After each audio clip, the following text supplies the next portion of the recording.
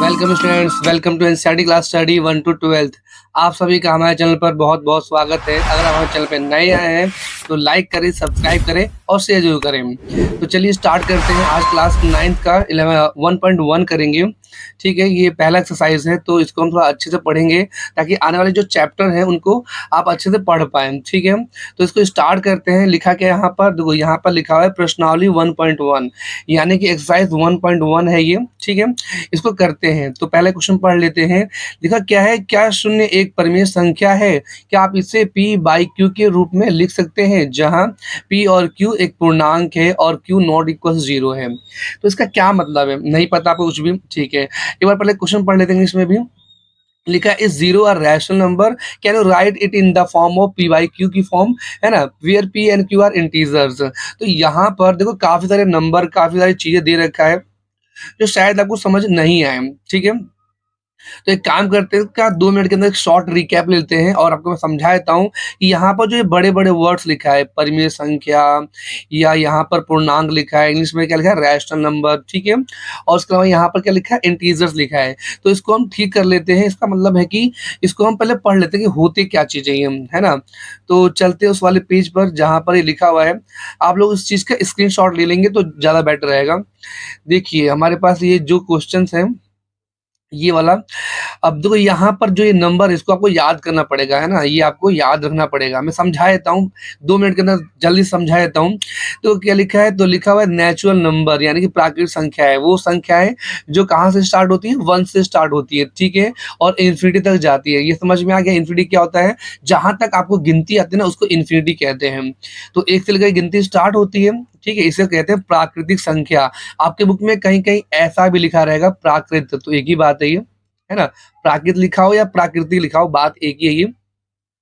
Next आते हैं, लिखा है पूर्ण संख्या। ठीक है, इसे कहते हैं होल नंबर। अब देखो होल नंबर कहाँ से स्टार्ट होता है, तो 0 से स्टार्ट होता है। ये आपको ध्यान देना है। इन दोनों में यही अंतर है, यही डिफरेंस है कि ये कहाँ से स्टार्ट होता है, 1 से स्टार्ट होता है और ये 0 से स्टार्ट होता है। ठीक है, आगे आते हैं, थर्ड में लिखा है पूर्णांक संख्या यानी कि जो नेगेटिव में भी होते हैं और पॉजिटिव में भी होते हैं और 0 भी होता है इसमें। ठीक है, इसे कहते हैं इंटीजर नंबर। तो यहाँ पर आपने कभी ना ये पढ़ा ही होगा, ये है ना, इसे नंबर लाइन कहते हैं जहाँ पर पॉजिटिव नंबर भी आता है, नेगेटिव नंबर्स भी आते हैं और यहाँ पर 0 भी आते हैं ना। आपने 7th या 8th में पढ़ा ही होगा। ओके, तो इसी को इंटीजर्स कहते हैं। नेक्स्ट आते हैं इवन नंबर। तो यहाँ पर लिखा है इवन नंबर या इसको कहते हैं सम संख्या है। सम संख्या क्या होती है, तो वो नंबर जो 2 के टेबल में आता है, रिपीट अगेन, वो नंबर जो 2 के टेबल में आता है उसे ही कहते हैं इवन नंबर, है ना, इवन नंबर कहते हैं। और जो नहीं आता उसे हम ऑड नंबर कहते हैं। इंग्लिश में से सम संख्या और विषम संख्या कहते हैं। बाकी आप देख सकते हैं ये ऐसे नंबर है जो 2 के टेबल में नहीं आता है। ठीक है, अब हम आगे आते हैं, इन दोनों को हम साथ में बताएंगे। ये क्या हमारे पास है, तो कंपोजिट नंबर और प्राइम नंबर है ये। तो बताया तो देखो पहले बताऊंगा प्राइम नंबर, है ना, ये बताता हूँ। ये क्या कहते हैं इसको, हिंदी में अभाज्य संख्या कहते हैं। तो ये ऐसे नंबर होते हैं जो किसी के टेबल में नहीं आते, यानी कि उसके फैक्टर सिर्फ 2 होते हैं। एक तो 1 होता है और वो खुद नंबर होता है। एग्जाम्पल के तौर पर देखो यहाँ पर काफी सारे नंबर दे रखे हैं, तो इसमें हम ये नंबर लेते हैं 17। ठीक है, देखो इंग्लिश में भी 17 ले लेते हैं। ओके, तो 17 एक ऐसा नंबर है जो किसी के टेबल में नहीं आता है, सिर्फ 1 में आता है और 17 में आता है। उसके अलावा और किसी में नहीं आता, यानी कि इसके अभाज्य संख्याएं के कितने फैक्टर होते हैं, कितने गुणनखंड होते हैं प्राइम नंबर के, तो होते हैं 2। ठीक है, यानी कौन कौन सा, एक तो खुद होता है नंबर और एक नंबर होता है ना, वो ये एक के टेबल में आता है। ये कहने मतलब ये है। इसके ऊपर क्या लिखा था, तो इसके ऊपर लिखा था भाज्य संख्या है। ठीक है, इसको कहते हैं कंपोजिट नंबर, यानी ऐसे नंबर जो हर एक के टेबल में आता है उसे हम कंपोजिट नंबर कहते हैं। इंग्लिश में से कंपोजिट कहते हैं, हिंदी में से भाज्य संख्याएं कहते हैं। ठीक है, अब एग्जांपल में तुम्हें देता हूँ, जैसे 10 ऐसा नंबर है जो किसी टेबल में आ जाता है, जैसे कि ये 2 में भी आ जाता है, 5 में भी आ जाता है ना। तो ऐसे नंबर को जो किसी के टेबल में आ जाता है उसे भाज्य कहते हैं, है ना, इसको कहते हैं कंपोजिट नंबर। और जो किसी के टेबल में नहीं आता उसे अभाज्य संख्या कहते हैं, यानी प्राइम नंबर। अब आगे आते हैं, जो आपका चैप्टर है, जिस नाम से आपका चैप्टर है, लिखा है परिमेय संख्या है ना। तो परिमेय संख्या क्या होती है, तो परिमेय संख्या वो संख्या संख्या होती है जो बटे में लिखते हैं, जिसे हम अपॉन में लिख सकते हैं, लाइक 2/3, 7/8। इस तरह से जो भी नंबर है आपके मन में, जो भी नंबर आ रहे होंगे वो सारे नंबर क्या होते हैं, तो इसको हम प्राइम नंबर, प्राइम कह रहा हूँ, रैशनल नंबर कहते हैं इसको, ठीक है। इसको रैशनल नंबर्स कहते हैं। इसको हिंदी में परिमेय संख्याएं कहते हैं। यही नंबर क्या हमारे पास परिमेय संख्या है। देखो यहाँ पर मैंने लिख रखा है, ये इसे स्लैश करके इसको क्या लिखोगे आप, 3/4। इसको क्या लिखोगे, तो 7/5, ठीक है। तो ये जितने भी नंबर है हमारे पास, इसको क्या कहते हैं हम लोग, परिमेय संख्या कहते हैं। ओके, अब अगले पे आते हैं। अगले पे क्या लिखा हुआ है, अपरिमेय संख्या, ठीक है। तो अपरिमेय संख्या क्या होता है, देखो अपरिमेय संख्या बता देता हूँ। जब अभाज्य संख्याओं पर, वही जो अभाज्य संख्या है यानी कि प्राइम नंबर पर जब रूट लग जाता है, उसी को हम क्या कहते हैं, तो इर्रेशनल नंबर कहते हैं। आई रिपीट, जैसे कि कोई एक नंबर लो, इसमें से मान लो इसमें हम 19 लेते हैं, तो 19 के ऊपर अगर रूट लग जाता है तो उसको क्या कहते हैं हम लोग, अपरिमेय कहते हैं, या उसको हम क्या कहते हैं, इर्रेशनल नंबर कहते हैं, ठीक है। इन्हीं नंबर को हम कहते हैं। उसके अलावा देखो यहाँ पर पाई भी मैंने लिख रखा है। पाई, पाई की वैल्यू कितनी होती है, आपने पढ़ा होगा 8th क्लास में, है ना, चैप्टर हमने एरिया वाले चैप्टर में पढ़ा होगा। इसकी वैल्यू होती है 22/7। और एक और वैल्यू होती है, ठीक है, एक और वैल्यू होती है, कितनी होती है, तो 3.14 होती है। आपको तो टीचर ने इतने बताया था कि पाई की वैल्यू कितनी होती है, 3.14, पर आप विश्वास मानेंगे इसकी वैल्यू ट्रिलियन तक पहुंचती है। देखो यहाँ पर बताया गया ना कुछ इस तरह से, ये जब इसको डिवाइड करेंगे ना कंप्यूटर में, जब इसको डिवाइड किया गया था तो ट्रिलियन तक पहुंच गया था। ये नंबर रुक नहीं रहा था। तो ये काफी नंबर ऐसे आगे बढ़ता ही रहता है, बढ़ता ही रहता है, और कभी रिपीट नहीं करता। रिपीट का मतलब ये होता है कि अगर हम 2/3 में डिवाइड करते हैं तो हमारे पास कितना आएगा, 0.6666, और ये आगे बढ़ता ही जाएगा, कुछ इस तरह से बढ़ता ही जाएगा। यानी देखो इसमें रिपीट हो रहा है, और जब इस तरह से रिपीट होता है तो उसको हम क्या कहते हैं, उसी को हम कहते हैं रैशनल नंबर, ठीक है। रैशनल नंबर में एक और मैंने बता दिया कि रैशनल नंबर इस तरह से कहते हैं जो रिपीट हो जाता है। अभी आप आगे पढ़ोगे कि इसको किस तरह से रैशनल नंबर बोला जाता है, वो मैं बता दूंगा। पर अभी आपको ये समझना है कि जब रिपीट हो जाता है इस तरह से पॉइंट वाले नंबर को, तो हमारा रैशनल बन जाता है। तो यहाँ पर रिपीट नहीं कर रहा है। देखो यहाँ पे क्या लिखा हुआ है, तो लिखो 0 10 लिखा है, यहाँ पर 10 लिखा है, ये 111 लिखा है, यहाँ पर कुछ और लिखा है। तो नंबर चेंज हो रहा है बार बार, है ना, रिपीट नहीं कर रहा है। और जब रिपीट कर रहा होता है तो उसको हम रैशनल कहते हैं, और जब रिपीट नहीं कर रहा होता उसको उसको इरैशनल कहते हैं। तो आपको भी समझना क्या है, समझना ये है कि जो अपरिमेय संख्या होती है यानी कि जो इरैशनल नंबर होते हैं वो इस तरह से भी होते हैं और उसके अलावा इस तरह से भी होते हैं, ठीक है। अभी आपका क्वेश्चन आएगा तो मैं समझा दूंगा। और एक आखिरी पे चलते हैं, क्या लिखा है, वास्तविक संख्याएं, है ना। तो वास्तविक संख्या क्या होती है, देखो यहाँ पर ये बोरे में भर रखा है, ये बोरे में किसको भर रखा है, तो आप अगर देखोगे ना, ये आपकी बुक का है ये, ठीक है। तो ये आप देखेंगे तो इन सभी नंबर्स को कहते हैं, ये जो ये सारे नंबर है ना, इन सभी नंबर्स को हम क्या कहते हैं, तो हम कहते हैं रियल नंबर्स, है ना, यानी कि वो कहते हैं वास्तविक संख्या है। तो मैंने यहाँ पर लिख रखा है। सवाल आएगा कि वास्तविक संख्या क्या होता है, तो इन सभी को कहते हैं, इन सभी नंबर्स को कहते हैं। जैसे देखो यहाँ पर 0 भी दे रखा है, बट्टे में दे रखा है, रूट में भी दे रखा है ना, और सारी वैल्यू नेगेटिव में भी दे रखा है, सारी वैल्यू इसमें दे रखा है। तो ये जो बोरा है इसी को हम बोलते हैं रियल नंबर, या वो यहाँ पर लिखा भी है आर मतलब रियल नंबर, वास्तविक संख्या है। तो आशा करते हैं आपको ये पूरा चार्ट समझ में आया होगा। इसको आप अपनी कॉपी में लिख लेंगे या स्क्रीनशॉट ले लेंगे तो और बेटर रहेगा। अब हम चलते हैं अपने पिछले क्वेश्चन पर। क्वेश्चन क्या था, तो देखो लिखा है क्या शून्य एक परिमेय संख्या है। तो सबसे पहले इसका आंसर लिखो यस, इसका आंसर करते हैं पहले यस, ठीक है। ओके, और हिंदी में लिख देते हैं इसका, हाँ ये है। अब बोला कि क्या अगर है, क्या आप इसे पी वाई क्यू की फॉर्म में लिख सकते हो, क्या आप इसे बटे में यानी कि अपॉन में लिख सकते हो, तो हाँ बिल्कुल लिख सकते हैं। देखिए 0/10, ठीक है, 0/20, 0/40, इस तरह से आप इसको कुछ भी लिख सकते हैं, कुछ भी जो आपके मन में आ रहा हो।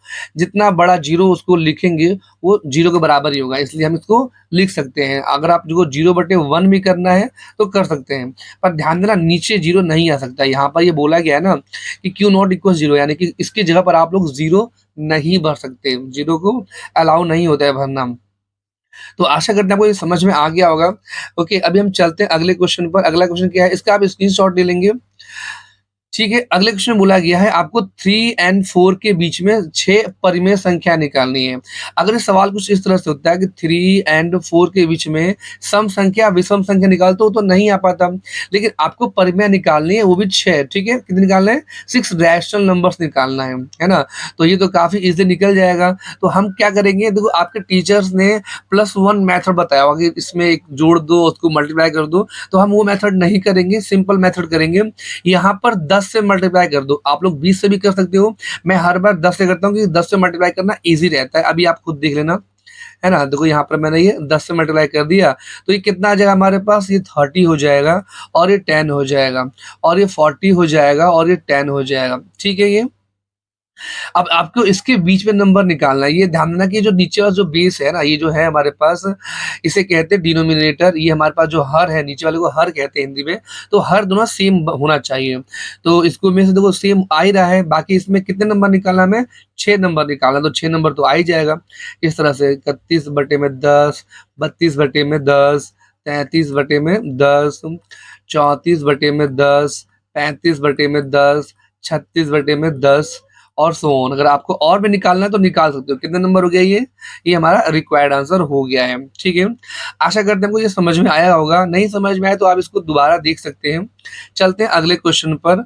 अगला क्वेश्चन क्या लिखा हुआ है? लिखा है find 5 rational number between 3 divide by 5 and 4 divide by 5। तो हमें इसके बीच में निकालना है, ठीक है? ये अगला क्वेश्चन है ये। तो सबसे पहले इसको हम लिख लेंगे कुछ इस तरह से, 3/5 एंड 4/5। जिस तरह से मैंने पिछले क्वेश्चन समझाया था कि आपको करना क्या है, नंबर से मल्टीप्लाई करना है। किस नंबर से? तो 10 से मल्टीप्लाई करना है। आप यहाँ भी कर सकते हैं 10 से मल्टीप्लाई। देखो मैं यहाँ पर 10 से मल्टीप्लाई और डिवाइड कर रहा हूँ, ऐसा आपको कॉपी में करना है ये, ठीक है? इसका कितना आंसर आएगा? तो ये 30 बन जाएगा, आपको ये पता ही, ठीक है? ये कितना बन जाएगा? तो ये 50 बन जाता है ना? और ये हमारे पास कितना बन जाएगा? तो ये हमारा 40 बन जाएगा और ये हमारा 50 बन जाएगा। तो देखो हर बार की तरह ये जो बेस है, यानी कि जो हर है हमारा, ये दोनों बराबर आ रहा है। यानी हमें इसमें कितने निकालने थे? 5 नंबर निकालना है, तो आप निकाल सकते हैं। ये तो पिछले जैसे कि आंसर बन गया एकदम, 31/50, है ना? और यहाँ पर 32/50 और 33/50 एंड 34, 35 एंड 36, ठीक है? अगर आपको और नंबर निकालना है तो आप और नंबर भी निकाल सकते हैं, है ना? तो आशा करते हैं कि आपको समझ में आया होगा। समझ में आपको आ ही रहा होगा। ओके, यहाँ पर एक क्वेश्चन दे रखा है, प्रैक्टिस क्वेश्चन। जैसे कि पिछले क्वेश्चन में यहाँ पर देखो ये सब में सेम था, है ना? ये सेम आ रहा था, पर इसको आपको खुद अपने आप कॉपी में करके आपको कमेंट सेक्शन में बताना है।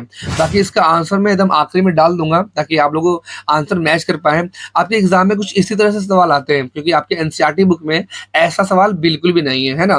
तो ऐसा सवाल आपको एग्जाम में आ जाता है, तो इसको आपको कितने नंबर निकालना है?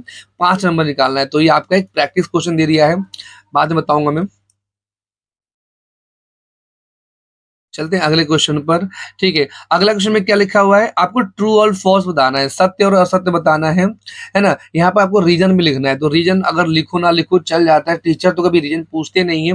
हालांकि ऐसे सवाल एग्जाम में आते नहीं है, पर हमें तो सब करना है, क्वेश्चन आए चाहे ना आए, हमें सब सीखना है। तो देखो यहाँ पर क्या लिखा हुआ है? प्रत्येक प्राकृतिक संख्या एक पूर्ण संख्या होती है। तो इसको हम कर लेते हैं, यहाँ से देखेंगे। तो इसमें से मैंने आपको चार्ट यहाँ पर लगा दिया है ताकि आप लोग को आंसर सही से मिल जाए। तो इसको पहले दोबारा पढ़ेंगे।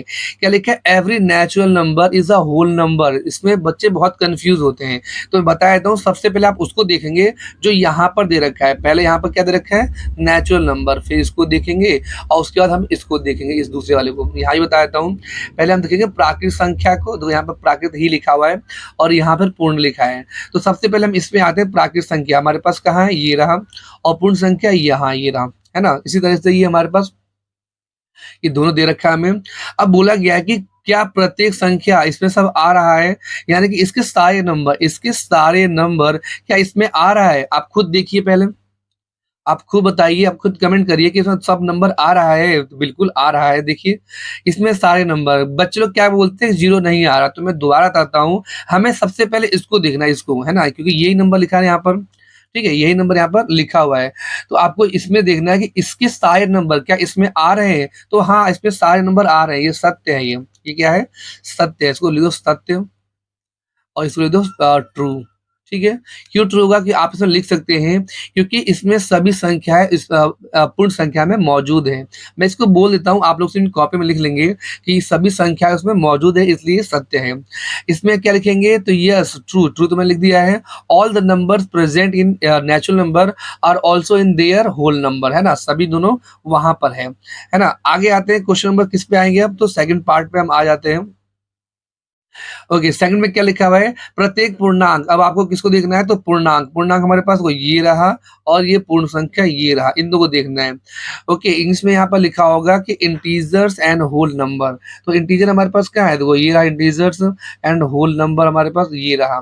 तो आपको देखना किसको पहले, सबसे पहले तो देखो बता देता हूँ, जो वर्ड पहले लिखा है, देखो पहले क्या लिखा है पूर्णांक, पहले क्या लिखा है इंटीजर। तो इंटीजर देखो बोला गया है कि क्या सभी इसके सारे नंबर, इसके सारे नंबर क्या इसमें है, इसमें है, देखिए और बताइए। ठीक है, बताना है कि क्या सारे इस सभी के नंबर इस वाले में हैं।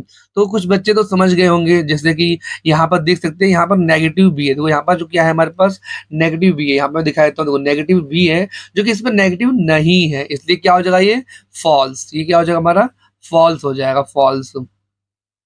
इसका क्या आंसर होगा तो ये हमारा असत्य हो जाएगा, असत्य। ठीक है, अब आते हैं अगले थर्ड क्वेश्चन पर। थर्ड क्वेश्चन में क्या लिखा हुआ है, प्रत्येक परिमेय संख्या एक पूर्ण संख्या होती है। नेक्स्ट लिखा है every rational number is a whole number. तो अब हम कहाँ चलेंगे, आपको पता ही है कि हम कहाँ चलने वाले हैं, आप सीधे अब जो नंबर दे रखा है उसी पे चलेंगे। देखो यहाँ पे देखा रैशनल नंबर, रैशनल नंबर कहाँ है हमारे पास, तो देखो ये रहा रैशनल, ये रहा। उसके अलावा हमारे पास क्या है होल नंबर है, होल नंबर ये रहा। ठीक है, ये हमारा होल नंबर है।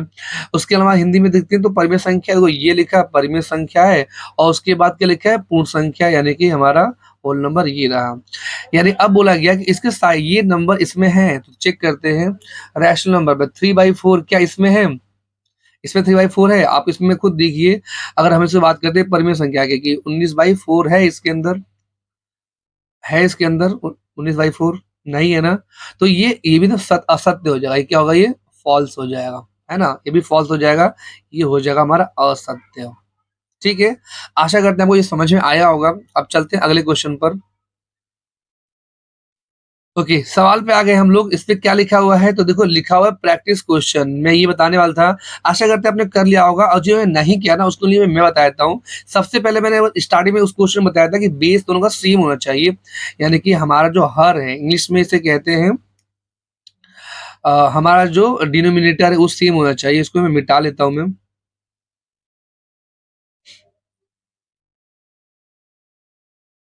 देखो यहाँ पर हमारे पास दे रखा है 2/3, इसको काट ही देते हैं, लिखा है 2/3 और इधर लिखा है 4/5।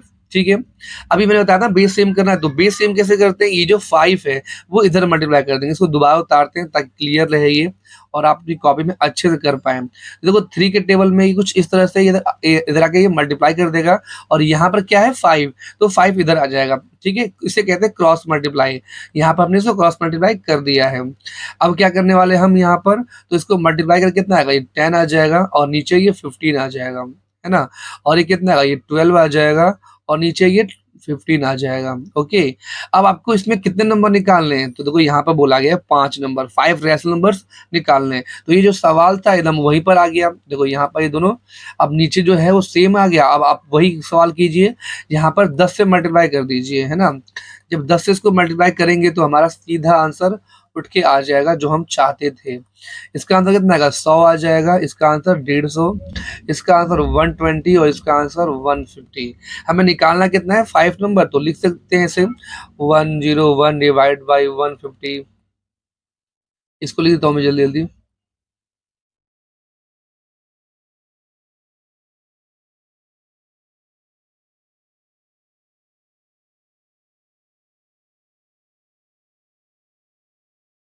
और ये हमारे 5 नंबर कंप्लीट हो गए। तो आशा करते हैं आपको ये समझ में आया होगा। ठीक है, और अब अगले क्वेश्चन पे हम अगली टाइम पे करेंगे। ठीक है, तो अभी के लिए इतना ही, धन्यवाद। किसी प्रकार डाउट है तो आप कमेंट सेक्शन में पूछ सकते हैं।